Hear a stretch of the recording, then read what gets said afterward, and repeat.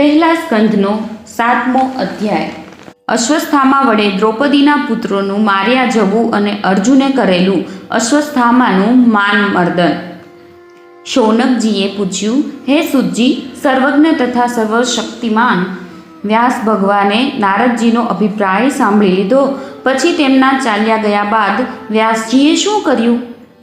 સુતજીએ કહ્યું, બ્રહ્મનદી સરસ્વતીના પશ્ચિમ કાંઠા પર શમ્યાપ્રાસ નામનો એક આશ્રમ છે.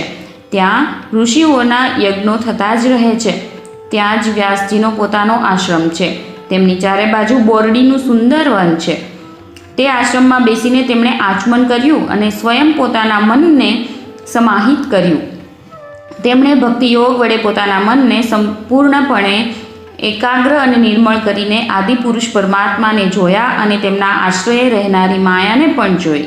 આ જ માયાથી મોહિત થઈને આ જીવ ત્રણેય ગુણોથી અતીત હોવા છતાં પણ પોતાને ત્રિગુણાત્મક માની લે છે અને આ માન્યતાને કારણે જ તે જન્મ મરણ રૂપી બંધનમાં પડે છે. આ અનર્થોના શમનનું સાક્ષાત સાધન છે કેવળ ભગવાનનો ભક્તિયોગ, પરંતુ સંસારના લોકો આ વાત જાણતા નથી.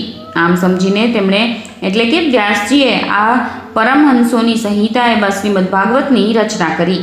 આના શ્રવણ માત્રથી પુરુષોત્તમ ભગવાન શ્રી કૃષ્ણ પ્રત્યે પરમ પ્રેમમય ભક્તિ થઈ જાય છે, જેનાથી જીવનો શોક, મોહ અને ભય નષ્ટ થાય છે. તેમણે આ ભાગવત સંહિતાનું નિર્માણ અને તેની પુનરાવૃત્તિ કરીને આને પોતાના નિવૃત્તિ પરાયણ પુત્ર શ્રી સુખદેવજીને ભણાવ્યું. શૌનકજીએ પૂછ્યું, શ્રી સુખદેવજી તો અત્યંત નિવૃત્તિપરાયણ છે. તેમને કોઈ પણ વસ્તુની અપેક્ષા નથી. તેઓ સદા આત્મામાં જ રમણ કરે છે. તો પછી તેમણે શા માટે આ વિશાળ ગ્રંથનું અધ્યયન કર્યું? સૂતજીએ કહ્યું, જે લોકો નિરંતર આત્મામાં જ રમણ રહે છે અને સદા ભગવાનનું જ મનન ચિંતન કરે છે, તેવા જ્ઞાનીઓ પણ ભગવાનની નિર્હેતુક ભક્તિ કરતા રહે છે. કારણ કે ભગવાનના ગુણ જ એવા મધુર છે કે જે સૌને પોતાની તરફ ખેંચે છે.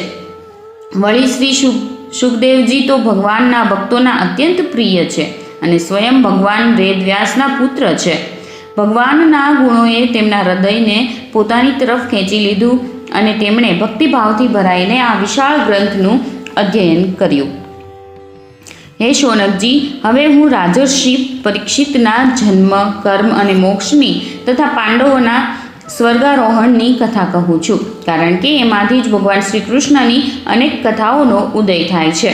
જે સમયે મહાભારત યુદ્ધમાં કૌરવો અને પાંડવો બંને પક્ષોના ઘણા બધા વીરો વીરગતિ પામી ચૂક્યા હતા અને ભીમસેનની ગદાના પ્રહારથી દુર્યોધનની જાંઘ ભાંગી ચૂકી હતી, ત્યારે અશ્વસ્થામાએ પોતાના સ્વામી દુર્યોધનનું પ્રિય કાર્ય સમજીને દ્રૌપદીના સૂતેલા 5 પુત્રોના મસ્તક કાપીને તેને ભેટ આપ્યા. આ ઘટના દુર્યોધનને પણ અપ્રિય લાગી, કારણ કે આવા નીચ કર્મની બધા જ નિંદા કરે છે. તે બાળકોની માતા દ્રૌપદી પોતાના પુત્રોનું નિધન એટલે કે મૃત્યુ જોઈને અત્યંત દુઃખી થઈ. તેની આંખોમાં આંસુ છલકાઈ ઉઠ્યા. તે રોવા લાગી. તેને સાંત્વના આપતા અર્જુને કહ્યું, હે કલ્યાણી, હું જ્યારે તે આતતાયી અધમ બ્રાહ્મણનું માથું ગાંડી ધનુષ્યના બાણોથી કાપીને તમને ભેટ આપીશ અને તમે તેના પર પગ મૂક્યા પછી પુત્રોની અંત્યેષ્ટિ ક્રિયા કરી સ્નાન કરજો. હું ત્યારે તમારા શોકાશ્રુ લૂછીશ. આ પ્રમાણે મધુર વિલક્ષણ વાતોથી દ્રૌપદીને સાંત્વના આપ્યા પછી જેના મિત્ર અને સારથી શ્રી કૃષ્ણ છે અને જેના રથની ધજા પર હનુમાનજી બેઠેલા છે, તેવા અર્જુને કવચ ધારણ કરી હાથમાં કઠોર ધનુષ્ય લઈને રથ પર બેસીને ગુરુપુત્ર અશ્વસ્થામાનો પીછો કર્યો. બાળકોની હત્યાથી અશ્વસ્થામાનું મન પણ ઉદ્વિગ્ન થઈ ગયું હતું. જ્યારે તેણે દૂરથી જ જોયું કે અર્જુન મારી તરફ ઝડપથી આવી રહ્યો છે, ત્યારે તે પોતાના પ્રાણનું રક્ષણ કરવા પૃથ્વી પર જ્યાં સુધી ભાગી શકતો હતો ત્યાં સુધી રુદ્રથી ભયભીત સૂર્યની જેમ ભાગતો રહ્યો. જ્યારે તેણે જોયું કે મારા રથના ઘોડા થાકી ગયા છે અને હું બિલકુલ એકલો છું, ત્યારે તેણે માન્યું કે પોતાને બચાવવાનું એકમાત્ર સાધન બ્રહ્માસ્ત્ર જ છે. જોકે તે બ્રહ્માસ્ત્રને પાછું વાળવાની વિધિ જાણતો ન હતો, તો પણ પ્રાણનું સંકટ જોઈને તેણે આચમન કર્યું અને ધ્યાનસ્થ થઈને બ્રહ્માસ્ત્રનું સંધાન કર્યું. તે અસ્ત્રથી બધી દિશાઓમાં એક ઘણું પ્રચંડ તેજ ફેલાઈ ગયું. અર્જુને જોયું કે હવે તો મારા પર પ્રાણ સંકટ આવી ગયું. ત્યારે તેણે શ્રી કૃષ્ણને પ્રાર્થના કરી. અર્જુને કહ્યું, હે શ્રી કૃષ્ણ, તમે સચ્ચિદાનંદ સ્વરૂપ પરમાત્મા છો. તમારી શક્તિ અનંત છે. તમે જ ભક્તોને અભય આપનારા છો. સંસારની બળબડતી આગમાં જેઓ બળી રહ્યા છે તે જીવોને તેમાંથી ઉગારનારા એકમાત્ર તમે જ છો. તમે પ્રકૃતિથી પર રહેનારા આદિપુરુષ સાક્ષાત પરમેશ્વર છો. તમે પોતાની ચિત્ત શક્તિથી ત્રિગુણમયી માયાની દૂર ભગાડીને પોતાના અદ્વિતીય સ્વરૂપમાં સ્થિત છો. તે જ તમે પોતાના અપ્રભાવથી માયા મોહિત જીવો માટે ધર્મ, અર્થ, કામ અને મોક્ષરૂપી કલ્યાણનું વિધાન કરો છો. તમારો આ અવતાર પૃથ્વીનો ભાર હરી લેવા માટે છે અને તમારા અનન્ય પ્રેમી ભક્તજનોને નિરંતર સ્મરણ અને ધ્યાન કરવા માટે છે. હે દેવાધિદેવ શ્રી કૃષ્ણ, આ ભયંકર તેજ બધી બાજુએથી મારી તરફ આવી રહ્યું છે. આ શું છે, ક્યાંથી અને શા માટે આવી રહ્યું છે તે હું જાણી શકતો નથી. શ્રી ભગવાને કહ્યું, હે અર્જુન, આ અશ્વસ્થામાએ છોડેલું બ્રહ્માસ્ત્ર છે. એ વાત સમજી લે કે પ્રાણ સંકટ ઊભું થવાથી તેણે આનો પ્રયોગ તો કરી લીધો છે, પણ તે આ અસ્ત્રને પાછું વાળવાનું જાણતો નથી. અન્ય કોઈ પણ અસ્ત્રમાં આને દબાવી દેવાની શક્તિ નથી. તું શસ્ત્ર અસ્ત્ર વિદ્યાને સારી રીતે જાણે જ છે. બ્રહ્માસ્ત્રના તેજથી જ આ બ્રહ્માસ્ત્રની પ્રચંડ આગને હોલવી દે. સુતજી કહે છે, અર્જુન વિપક્ષના વીરોને મારવામાં ઘણો પ્રવીણ હતો. ભગવાનની વાત સાંભળીને તેણે આચમન કર્યું અને ભગવાનની પરિક્રમા કરીને બ્રહ્માસ્ત્રના નિવારણ માટે બ્રહ્માસ્ત્રનું જ સંધાન કર્યું. બાણોથી વેષ્ટિત તે બંને બ્રહ્માસ્ત્રોનું તેજ પરસ્પર ટકરાઈને સમગ્ર પૃથ્વી આકાશમાં ફેલાઈ ગયું અને પ્રલયકાલીન સૂર્ય તથા અગ્નિની જેમ વધવા માંડ્યું. ત્રણેય લોકોને દજાડનારી તે બંને અસ્ત્રોની વધેલી પ્રચંડ જ્વાળાઓથી પ્રજા બળવા લાગી અને તે જોઈને બધાએ એમ જ માન્યું કે આ પ્રલયકાળનો સાર્વત્રિક અગ્નિ છે. તે અગ્નિથી પ્રજાનો અને લોકોનો નાશ થતો જોઈને ભગવાનની અનુમતિથી અર્જુને તે બંને અસ્ત્રોને પાછા વાળ્યા. અર્જુનની આંખો ક્રોધથી લાલ લાલ થઈ રહી હતી. તેણે ઝપટ મારીને તે ક્રૂર અશ્વસ્થામાને પકડી લીધો અને જેમ કોઈ દોરડાથી પશુને બાંધી લે તે જ રીતે બાંધી દીધો. અશ્વસ્થામાને બળપૂર્વક બાંધીને અર્જુને તેને જ્યારે છાવણી તરફ લઈ જવા ઈચ્છ્યું ત્યારે કમલનયન ભગવાને કોપિત થઈને તેને કહ્યું, અર્જુન, આ અધમ બ્રાહ્મણને છોડવાનું ઠીક નથી. તેને તો મારી જ નાખ. તેણે રાત્રે સૂતેલા નિરપરાધ બાળકોની હત્યા કરી છે. ધર્મને જાણનારા મનુષ્યો અસાવધાન, ધૂની, ગાંડા, સૂતેલ, બાળક, સ્ત્રી, વિવેક જ્ઞાન શૂન્ય, શરણાગત, રથહીન અને ભયભીત શત્રુ આટલાને ક્યારેય હણતા નથી. પરંતુ જે ક્રૂર અને દુષ્ટ મનુષ્યો બીજાઓને મારીને પોતાના પ્રાણની પુષ્ટિ કરે છે તેનો તો વધ કરવો એ જ યોગ્ય છે. કારણ કે તેની આદતને લીધે જો તે જીવે છે તો વળી વધુ પાપ કરે છે અને તે પાપોને કારણે નરકગામી થાય છે. વળી મારી સામે જ તે દ્રૌપદી આગળ પ્રતિજ્ઞા કરી હતી કે માનીની જેણે તારા પુત્રોનો વધ કર્યો છે તેનું માથું હું ઉતારી લાવીશ. આ પાપી તેમજ કુળનો નાશ કરનાર અતતાયીએ તારા પુત્રનો વધ કર્યો છે અને પોતાના સ્વામી દુર્યોધનને પણ દુઃખ પહોંચાડ્યું છે. તેથી અર્જુન, તું આને મારી જ નાખ. ભગવાન શ્રી કૃષ્ણે અર્જુનના ધર્મની પરીક્ષા લેવા માટે આ પ્રમાણે પ્રેરણા કરી. પરંતુ અર્જુનનું હૃદય મહાન હતું. જોકે અશ્વસ્થામાએ તેના પુત્રોની હત્યા કરી હતી તો પણ અર્જુનના મનમાં ગુરુપુત્રને મારવાની ઈચ્છા ન થઈ. એ પછી પોતાના મિત્ર અને સારથી શ્રી કૃષ્ણની સાથે તે પોતાની યુદ્ધ છાવણીમાં ગયો અને ત્યાં તે એટલે કે અશ્વસ્થામાને પોતાના મૃત પુત્રો માટે શોક કરતી દ્રૌપદીને સોંપ્યો. દ્રૌપદીએ જોયું કે અશ્વસ્થામાને પશુની જેમ બાંધીને લાવવામાં આવ્યો છે. નિંદિત કર્મ કરવાને કારણે તેનું મુખ નમી ગયું છે.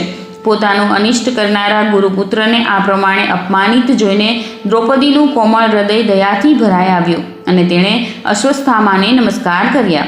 ગુરુપુત્રને આ પ્રમાણે બાંધીને લાવવાનું સતી દ્રૌપદીને સહન ન કરી શક્યા. તેમણે કહ્યું, છોડી દો આને, છોડી દો.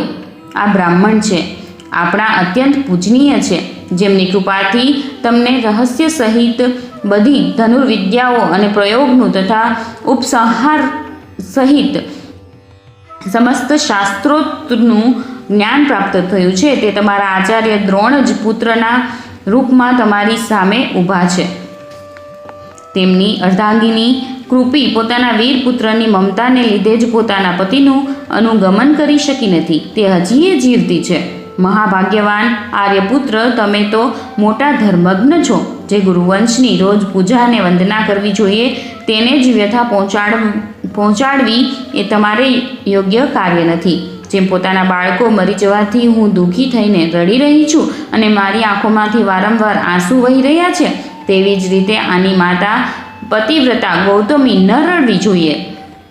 જે ઉચ્છૃખલ રાજાઓ પોતાના કુકૃત્યોથી બ્રાહ્મણ કુળને કોપિત કરે છે, તે કોપિત બ્રાહ્મણ કુળ તે રાજાઓને પરિવાર સહિત શોકાગ્નિમાં નાખીને તત્કાળ ભસ્મ કરી દે છે. સૂચિએ કહ્યું, હે શૌનકાદી ઋષિઓ, દ્રૌપદીની વાત ધર્મ અને ન્યાયને અનુકૂળ હતી. તેમાં કપટ ન હતું, કરુણા અને સમતા હતી. તેથી રાજા યુધિષ્ઠિરે રાણીના આ હિતભર્યા શ્રેષ્ઠ વચનોનું અભિનંદન કર્યું. તે સાથે જ નકુળ, સહદેવ, સાત્યકી, અર્જુન અને ભગવાન શ્રી કૃષ્ણે તથા ત્યાં ઉપસ્થિત સૌ નર નારીઓએ દ્રૌપદીની વાતનું સમર્થન કર્યું. તે સમયે ક્રોધિત થઈને ભીમસેને કહ્યું, જેણે સૂતેલા બાળકોને ન તો પોતાને માટે અને ન તો પોતાના સ્વામીને માટે પણ વ્યર્થ મારી નાખ્યા, તેનો તો વધ કરવો જ એ જ ઉત્તમ છે. ભગવાન શ્રી કૃષ્ણે દ્રૌપદીની અને ભીમસેનની વાતો સાંભળીને અને અર્જુન તરફ જોઈને સહેજ હસતા હસતા કહ્યું. ભગવાન શ્રી કૃષ્ણ બોલ્યા, બ્રાહ્મણ પતિ તો પણ તેનો વધ ન કરવો જોઈએ અને અતતાયીને તો મારી જ નાખવો જોઈએ. આ બે વાતો મેં જ શાસ્ત્રોમાં કહેલી છે. તેથી મારી બંને આજ્ઞાઓનું પાલન કર. તે દ્રૌપદીને સાંત્વના આપતી વખતે તે પ્રતિજ્ઞા કરી હતી તેને પણ સત્ય કર. સાથે જ ભીમસેન, દ્રૌપદી અને મને જે પ્રિય હોય તે પણ કર. સૂચિ કહે છે, અર્જુન તરત જ ભગવાનના હૃદયની વાત પામી ગયો અને તેણે પોતાની તલવારથી અશ્વસ્થામાના માથાનો મણી તેના વાળ સાથે ઉતારી લીધો. બાળકોની હત્યા કરવાથી તે શ્રીહીન તો પહેલાંથી જ થઈ ગયો હતો, હવે મણી અને બ્રહ્મતેજથી પણ રહિત થઈ ગયો. ત્યારબાદ તેનું દોરડાનું બંધન ખોલી નાખ્યું અને તેને છાવણીમાંથી કાઢી મૂક્યો. મુંડન કરવું, ધન છીનવી લેવું અને સ્થાનથી બહાર કાઢી મૂકવો, આ જ અધમ બ્રાહ્મણોનો વધ છે. તેમના માટે આનાથી જુદું શારીરિક વધનું વિધાન નથી. પુત્રોના મૃત્યુથી દ્રૌપદી અને પાંડવો બધા જ શોકાતુર થઈ રહ્યા હતા. હવે તેમણે પોતાના મૃત ભાઈ બંધુઓની અગ્નિદાહ વગેરે અંત્યેષ્ટિ ક્રિયા કરી. પહેલા સ્કંદ અંતર્ગત દ્રોણી નિગ્રહ નામનો 7મો અધ્યાય સમાપ્ત.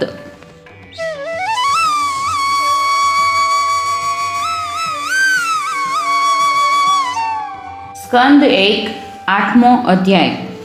ગર્ભમાં પરીક્ષિતનું રક્ષણ, કુંતીએ કરેલી ભગવાનની સ્તુતિ અને યુધિષ્ઠિરનો શોક. સૂચિ કહે છે, ત્યારબાદ પાંડવો જલાંજલિના ઈચ્છુક મૃત સ્વજનોનું તર્પણ કરવા માટે સ્ત્રીઓને આગળ કરીને શ્રી કૃષ્ણની સાથે ગંગા કિનારે ગયા. ત્યાં તે બધાએ મૃતકોને જલાંજલિ આપી અને તેમના ગુણોનું સ્મરણ કરી ઘણો વિલાપ કર્યો. ત્યાર પછી ભગવાનના ચરણ કમળોની ધૂળથી પવિત્ર ગંગાજળમાં પુનઃ સ્નાન કર્યું.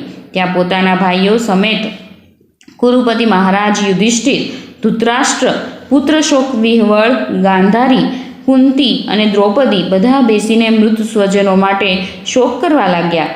ધૌમ્ય વગેરે મુનિઓ સહિત ભગવાન શ્રી કૃષ્ણે તેમને સાંત્વના આપી અને સમજાવ્યા કે સંસારના બધા જ પ્રાણીઓ કાળને આધીન છે. મોતથી કોઈને કોઈ બચાવી શકતું નથી. આ રીતે ભગવાન શ્રી કૃષ્ણે અજાત શત્રુ મહારાજ યુધિષ્ઠિરને તેમનું તે રાજ્ય કે જેને ધૂત્રોએ છળથી છીનવી લીધું હતું પાછું અપાવ્યું તથા દ્રૌપદીના કેશોનો સ્પર્શ કરવાથી જેમનું આયુષ્ય ક્ષીણ થઈ ગયું હતું તે દુષ્ટ રાજાઓનો વધ કરાવ્યો. સાથે જ યુધિષ્ઠિર પાસે ઉત્તમ સામગ્રીઓ અને પુરોહિતો વડે 3 અશ્વમેઘ યજ્ઞ કરાવ્યા. આ પ્રમાણે યુધિષ્ઠિરના પવિત્ર યશને 100 યજ્ઞો કરનારા ઇન્દ્રના યશની જેમ બધી બાજુએ ફેલાવ્યો. ત્યારબાદ ભગવાન શ્રી કૃષ્ણે ત્યાંથી જવા માટે પાંડવો પાસેથી વિદાય લીધી. અને વ્યાસ વગેરે બ્રાહ્મણોનો સત્કાર કર્યો. એ લોકોએ પણ ભગવાનનું ઘણું સન્માન કર્યું. ત્યાર પછી તેઓ સાત્યકી અને ઉદ્ધવ સાથે દ્વારકા જવા માટે રથ પર સવાર થયા. તે જ સમયે તેમણે જોયું કે ઉત્તરા ભયવિહ્વળ થઈને સામેથી દોડી આવી રહી છે. ઉત્તરાએ કહ્યું, હે દેવાધિદેવ જગદીશ્વર, આપ મહાયોગી છો, આપ મારું રક્ષણ કરો. આપના સિવાય આ લોકમાં મને અભય આપનાર અન્ય કોઈ નથી, કારણ કે અહીં બધા જ એકબીજાના મૃત્યુની નિમિત્ત બની રહ્યા છે. હે પ્રભુ, આપ સર્વશક્તિમાન છો. આ ધધકતા લોઢાનું બાણ મારી તરફ દોડી આવી રહ્યું છે. હે સ્વામી, આ બાણ મને ભલે બાળી નાખે પણ મારા ગર્ભનો નાશ ન કરે એવી કૃપા કરો. સૂચિ કહે છે, ભક્તવત્સલ ભગવાન શ્રી કૃષ્ણ તેની વાત સાંભળતા જ જાણી ગયા કે અશ્વત્થામાએ પાંડવોના વંશને નિર્બીજ કરવા માટે બ્રહ્માસ્ત્રનો પ્રયોગ કર્યો છે. હે શૌનકજી, એ જ સમયે પાંડવોએ પણ જોયું કે સળગતા 5 બાણ અમારી તરફ આવી રહ્યા છે. તેથી તેમણે પણ પોતપોતાના અસ્ત્રો ઉપાડ્યા. સર્વશક્તિમાન ભગવાન શ્રી કૃષ્ણે પોતાના અનન્ય પ્રેમીઓ પર, શરણાગત ભક્તો પર ઘણી મોટી વિપત્તિ આવેલી જાણીને પોતાના અસ્ત્ર સુદર્શન ચક્રથી તે સ્વજનોનું રક્ષણ કર્યું. યોગેશ્વર શ્રી કૃષ્ણ સમસ્ત પ્રાણીઓના હૃદયમાં વિરાજમાન આત્મા છે. તેમણે પાંડવોની વંશ પરંપરા ચલાવવા માટે પોતાની માયાના કવચથી ઉત્તરાના ગર્ભને ઢાંકી દીધો. હે શૌનકજી, જો કે બ્રહ્માસ્ત્ર અમોઘ છે અને તેના નિવારણનો કોઈ ઉપાય નથી, તો પણ તે ભગવાન શ્રી કૃષ્ણના તેજની સામે આવીને શાંત થઈ ગયું. આને કોઈ આશ્ચર્યની વાત ન માનવી જોઈએ, કારણ કે ભગવાન તો સર્વાશ્ચર્યપૂર્ણ છે. તેઓ જ પોતાની નિજ શક્તિ માયાથી સ્વયં અજન્મા હોવા છતાં પણ આ સંસારનું સર્જન, રક્ષણ અને સંહાર કરે છે. હવે ભગવાન શ્રી કૃષ્ણ જવા લાગ્યા ત્યારે બ્રહ્માસ્ત્રની જ્વાળાથી મુક્ત પોતાના પુત્રો અને દ્રૌપદી સહિત સતી કુંતીએ ભગવાન શ્રી કૃષ્ણની આ પ્રમાણે સ્તુતિ કરી. કુંતીએ કહ્યું, આપ સમસ્ત જીવોની બહાર અને અંદર એટલે કે એકરસ સ્થિત છો, તો પણ ઇન્દ્રિયો અને વૃત્તિઓથી જોઈ શકાતા નથી, કારણ કે આપ પ્રકૃતિથી પર આદિપુરુષ પરમેશ્વર છો. હું આપને નમસ્કાર કરું છું. ઇન્દ્રિયો વડે જે કંઈ જાણવામાં આવે છે તેના મૂળમાં આપ વિદ્યમાન રહો છો અને પોતાની જ માયાના પડદાથી પોતાને ઢાંકેલા રાખો છો. હું અબુધ નારી, આપ અવિનાશી પુરુષોત્તમને ભલા કેવી રીતે જાણી શકું? જેમ મૂઢ લોકો બીજો વેશ ધારણ કરેલા નટને પ્રત્યક્ષ જોઈને પણ ઓળખી શકતા નથી, તેવી જ રીતે આપ દેખાવ છતાં દેખાતા નથી. આપ શુદ્ધ હૃદયના વિચારશીલ જીવનમુક્ત પરમહંસોના હૃદયમાં પોતાની પ્રેમમયી મૂર્તિનું સર્જન કરવા માટે અવતર્યા છો. પછી અમે અલ્પબુદ્ધિની સ્ત્રીઓ આપને કેવી રીતે ઓળખી શકીએ? આપ શ્રી કૃષ્ણ વાસુદેવ, દેવકી નંદન, નંદ ગોપના લાડકા લાલ ગોવિંદને અમારા વારંવાર પ્રણામ છે. જેમની નાભીમાંથી બ્રહ્માનું જન્મસ્થાન કમળ પ્રગટ થયું છે, જેઓ સુંદર પંકજ માળા ધારણ કરે છે, જેમના નેત્રો પંકજ જેવા વિશાળ અને કોમળ છે, જેમના ચરણ કમળોમાં કમળનું ચિહ્ન છે, એવા હે શ્રી કૃષ્ણ, આપને મારા વારંવાર નમસ્કાર છે. હે ઋષિકેશ, જેમ આપે દુષ્ટકંસ વડે કેદ કરાયેલી અને ચિરકાળથી શોકગ્રસ્ત દેવકીનું રક્ષણ કર્યું હતું, તેવી જ રીતે પુત્રો સહિત મારું પણ વિપત્તિઓમાંથી વારંવાર રક્ષણ કર્યું છે. આપ જ અમારા સ્વામી છો, આપ સર્વશક્તિમાન છો. હે શ્રી કૃષ્ણ, કેટલું ગણાવું? વિષમાંથી, લાક્ષાગૃહની ભયાનક આગમાંથી, હિડંબ વગેરે રાક્ષસોની નજરમાંથી, દુષ્ટોની દૂત સભામાંથી, વનવાસની વિપત્તિઓમાંથી અને અનેકવાર યુદ્ધોમાં અનેક મહારથીઓના શસ્ત્રોમાંથી અને હમણાં આ અશ્વત્થામાના બ્રહ્માસ્ત્રમાંથી પણ આપે જ અમારું રક્ષણ કર્યું છે. હે જગદગુરુ, અમારા જીવનમાં હંમેશા ડગલે પગલે વિપત્તિઓ આવતી રહો, કારણ કે વિપત્તિઓમાં જ નિશ્ચિતપણે આપના દર્શન થતા રહે છે અને આપના દર્શન થવાથી પછી જન્મ મૃત્યુના ચક્રાવામાં આવવું પડતું નથી. ઊંચા કુળમાં જન્મ, ઐશ્વર્ય, વિદ્યા અને સંપત્તિને કારણે જેનું ઘમંડ વધી જાય છે, તે મનુષ્ય તો આપનું નામ પણ નથી લઈ શકતો, કારણ કે આપ તો એવા લોકોને દર્શન આપો છો કે જેઓ અકિંચન છે. આપ નિર્ધનોનું પરમધન છો. માયાનો પ્રપંચ આપનો સ્પર્શ પણ નથી કરી શકતો. આપ પોતે જ પોતાનામાં વિહાર કરનારા પરમ શાંત સ્વરૂપ છો. આ જ કૈવલ્ય મોક્ષના અધિપતિ છો. આપને હું વારંવાર નમસ્કાર કરું છું. હું આપને અનાદિ અનંત સર્વવ્યાપક સર્વનિયંતા કાળરૂપ પરમેશ્વર સમજું છું. આપ સંસારના સમસ્ત પ્રાણીઓમાં આપ સમાન રૂપે વિચરી રહ્યા છો. છતાં લોકો પરસ્પર કલહ કરી રહ્યા છે. તે શા માટે? ખરી રીતે તો તે કલહ આપની સાથે જ છે અને તે આપનું સ્વરૂપ જ છે, કારણ કે આપના સિવાય કંઈ છે જ નહીં. હે ભગવાન, આપ જ્યારે મનુષ્યોના જેવી લીલા કરો છો ત્યારે આપ શું કરવા ઈચ્છો છો એ કોઈ જાણતું નથી. આપનું કદી કોઈ નથી પ્રિય અને નથી અપ્રિય. આપની બાબતમાં લોકોની બુદ્ધિ જ વિષમ રહેતી હોય છે. આપ વિશ્વના આત્મા છો, વિશ્વરૂપ છો. નથી તો આપ જન્મ લેતા કે નથી તો કર્મ પણ કરતા. તેમ છતાં પશુ પક્ષી, મનુષ્ય, ઋષિ, જળચર વગેરેમાં આપ જન્મ લો છો અને તે યોનિઓને અનુરૂપ દિવ્ય કર્મો પણ કરો છો. આ આપની લીલા માત્ર છે. જ્યારે બાળપણમાં આપે મહીની માટલી ફોડીને યશોદા માતાને ખીજવ્યા હતા અને એમણે આપને બાંધવા માટે હાથમાં દોરડું લીધું હતું, ત્યારે આપની આંખોમાં આંસુ ઉભરાઈ આવ્યા હતા. કાજળ ગાલો પર રેલાઈ ગયું હતું. નેત્ર ચંચળ થઈ રહ્યા હતા અને ભયની ભાવનાથી આપે પોતાનું મુખ નીચું નમાવી દીધું હતું. આપની તે દશાનું લીલાછબીનું ધ્યાન કરીને હું મોહિત થઈ જાઉં છું. ભલા જેનાથી ભય પણ ભય પામે છે તેની આ દશા. અજન્મા હોવા છતાં પણ આપે જન્મ શા માટે લીધો એનું કારણ બતાવતા કોઈ મહાપુરુષો એમ કહે છે કે જેમ મલયાચલની કીર્તિનો વિસ્તાર કરવા માટે તેમના ચંદન પ્રગટ થાય છે, તે જ રીતે પોતાના પ્રિય ભક્ત પુણ્યશ્લોક રાજા યદુની કીર્તિનો વિસ્તાર કરવા માટે જ આપે એમના વંશમાં અવતાર લીધો છે. બીજા લોકો એમ કહે છે કે વસુદેવ અને દેવકીએ પૂર્વજન્મમાં સુતપા અને કૃષ્ણી રૂપે આપની પાસેથી આ જ વરદાન મેળવ્યું હતું. તેથી આપ અજન્મા હોવા છતાં પણ જગતના કલ્યાણ માટે અને દૈત્યોના નાશ માટે તેમના પુત્ર બન્યા છો. બીજા કેટલાક લોકો એમ કહે છે કે આ પૃથ્વી દૈત્યોના અત્યંત ભારથી સમુદ્રમાં ડૂબતી નાવની જેમ ડગમગી રહી હતી, પીડિત થઈ રહી હતી. ત્યારે બ્રહ્માની પ્રાર્થનાથી તેનો ભાર ઉતારવા માટે જ આપ પ્રગટ થયા છો. કોઈ મહાપુરુષો એમ કહે છે કે જે લોકો આ સંસારમાં અજ્ઞાન, કામના અને કર્મોના બંધનમાં જકડાઈને પીડિત થઈ રહ્યા છે તે લોકો માટે શ્રવણ અને સ્મરણ કરવા યોગ્ય લીલા કરવાના વિચારથી જ આપે અવતાર લીધો છે. ભક્તજનો આપના ચરિત્રનું વારંવાર શ્રવણ, ગાન, કીર્તન અને સ્મરણ કરીને આનંદિત થતા રહે છે. તેઓ જ તત્કાળ આપના તે ચરણ કમળોનું દર્શન કરવા પામે છે કે જે જન્મ મૃત્યુના પ્રવાહને હંમેશ માટે રોકી દે છે. હે ભક્તવાંછા કલ્પતરુ પ્રભુ, શું હવે આપ પોતાના આશ્રિત અને સંબંધી એવા અમને છોડીને જવા ઈચ્છો છો? આપ જાણો છો કે આપના ચરણ કમળો સિવાય અમને અન્ય કોઈનો સહારો નથી. પૃથ્વીના રાજાઓના તો અમે આમેય વિરોધી થઈ ગયા છીએ.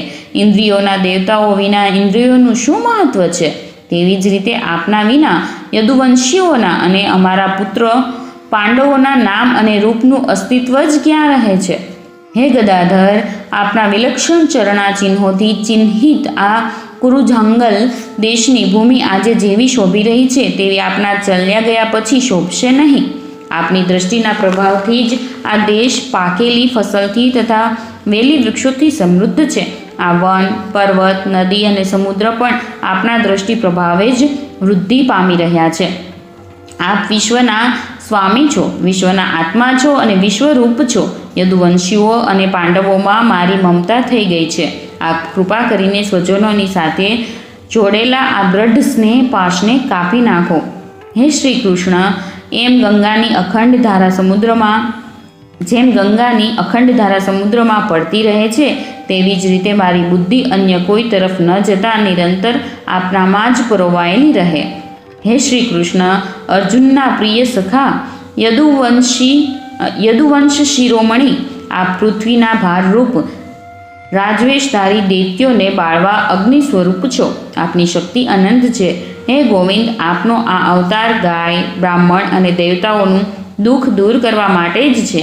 હે યોગેશ્વર, ચરાચરના ગુરુ ભગવાન, હું આપને નમસ્કાર કરું છું.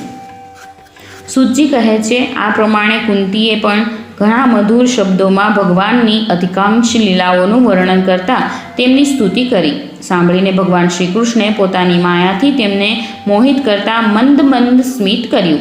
તેમણે કુંતીજીને કહ્યું, સારું, ઠીક છે.